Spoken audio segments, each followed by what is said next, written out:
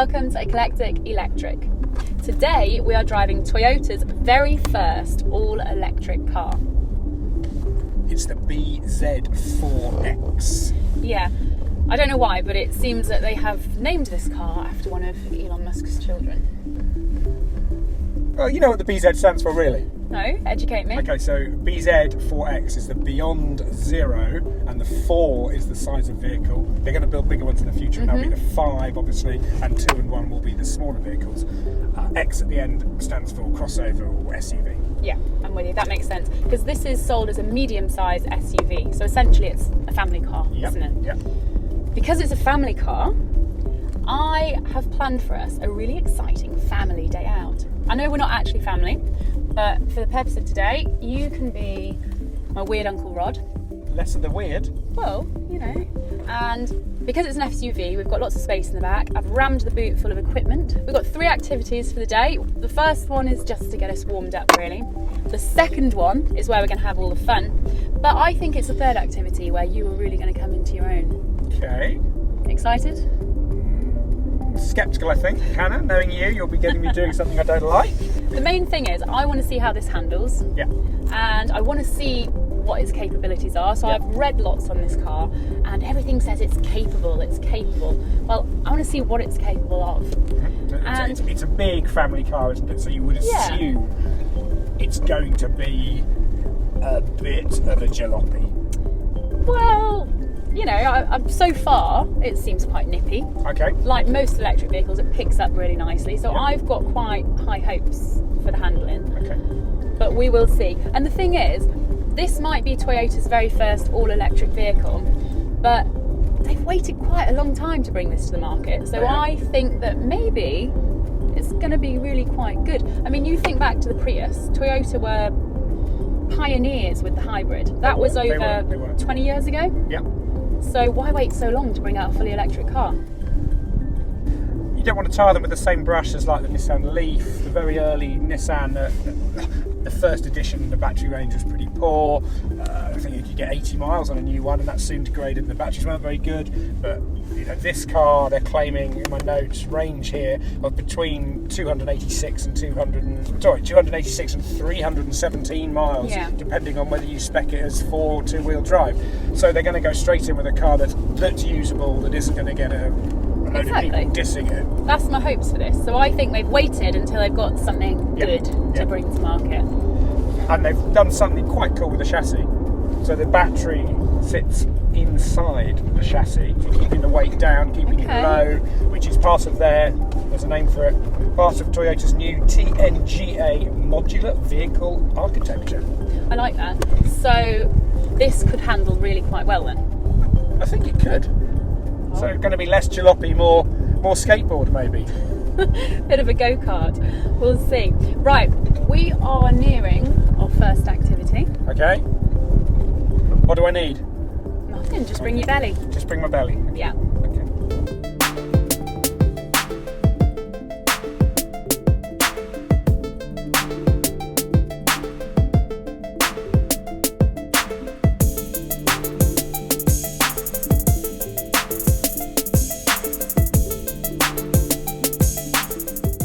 Activity number 1. We've got all this space, and first up, little picnic. Why did we choose this spot then, Hannah? Somebody alluded to the fact that being an SUV, it might handle like a boat. So I thought we'd come and observe some narrow boats. Look how pretty this is. Cheers. Cheers. Up yours.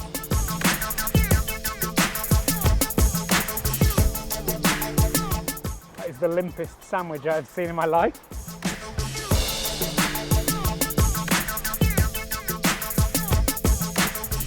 Well, that was probably the worst picnic I've ever had, but thank you.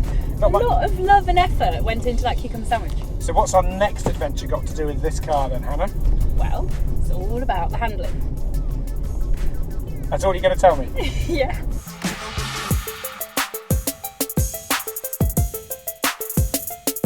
Here we are, Midland Karting. Oh, I've been here before, I like go-karting. Are we going racing? I know you will have been here before. You're always revising, trying to beat me. We're not going racing.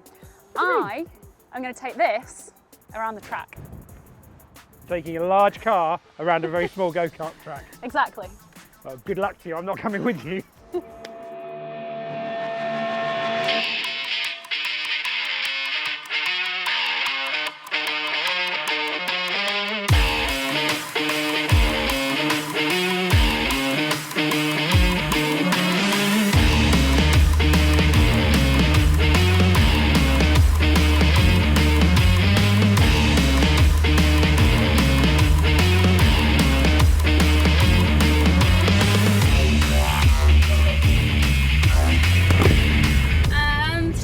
Straight.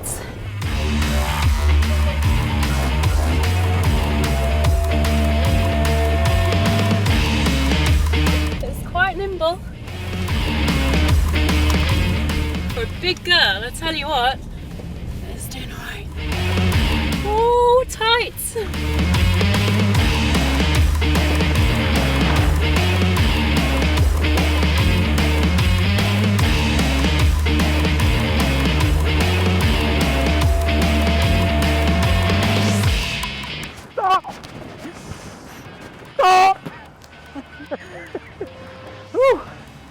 How was that? It was really good actually. The drive's really nice. It looked huge out there. Yeah, obviously this car was not made for this track, but it handles really nicely. So it doesn't handle like an old boat then? No, it handles better than a narrow boat for sure. I reckon I could do this track backwards. Backwards? Mm-hmm. What, just using the reversing cameras? There's a challenge, there's a challenge. Challenge accepted. But don't crash it!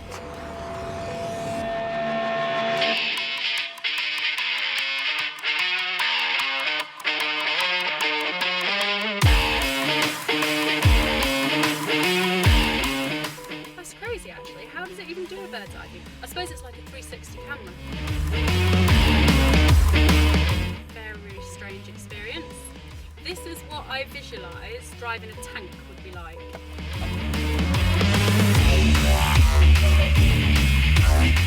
The cameras are good enough just to use the cameras.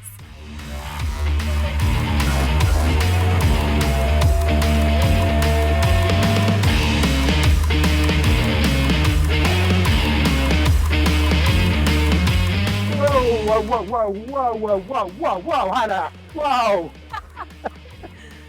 Woo! I think that's enough of that. What? That was fun. Oh, come on. And we got somewhere else to go. Alright, alright. On to the next activity, I Let me in. suppose. Oh, come on.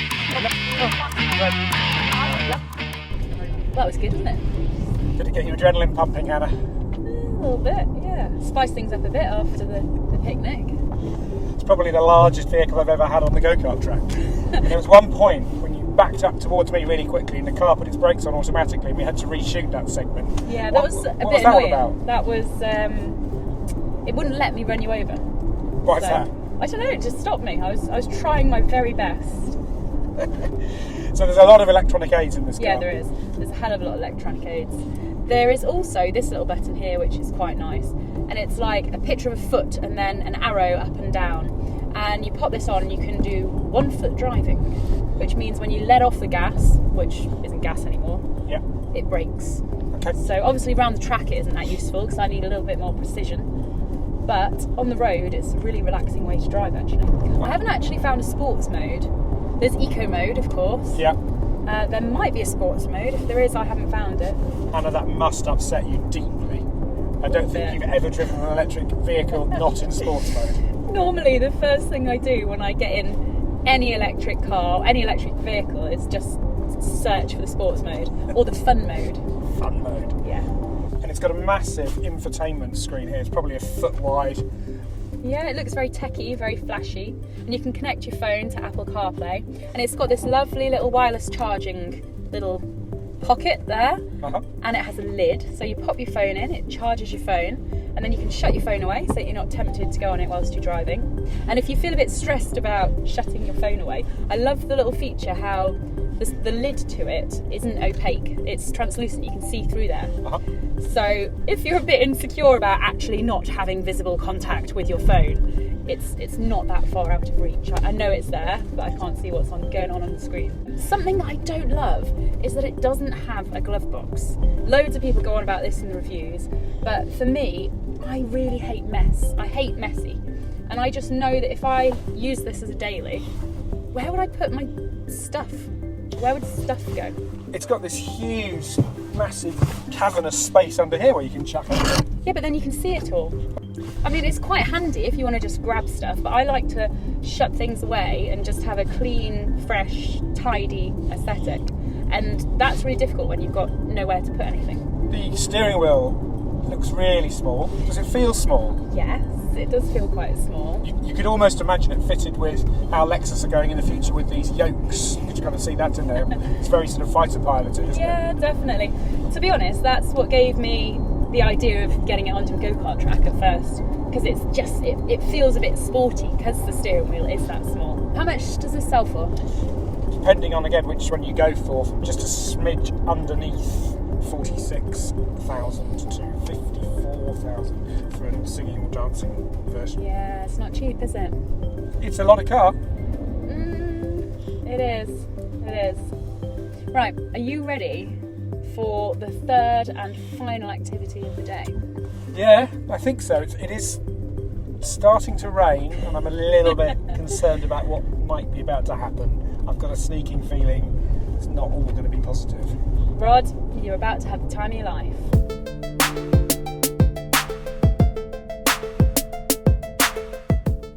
Final adventure of the day.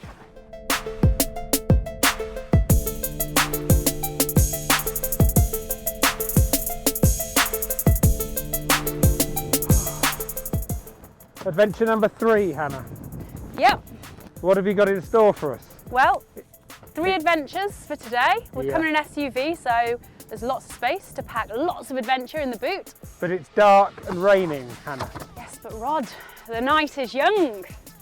Brace yourself for our third and final adventure. Camping. Camping. Yeah. You're camping.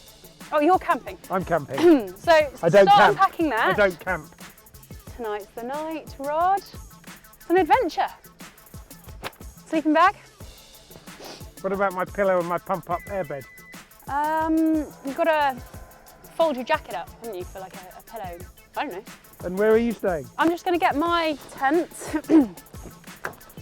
I hate camping. I can't even open the bag. Bloody hell.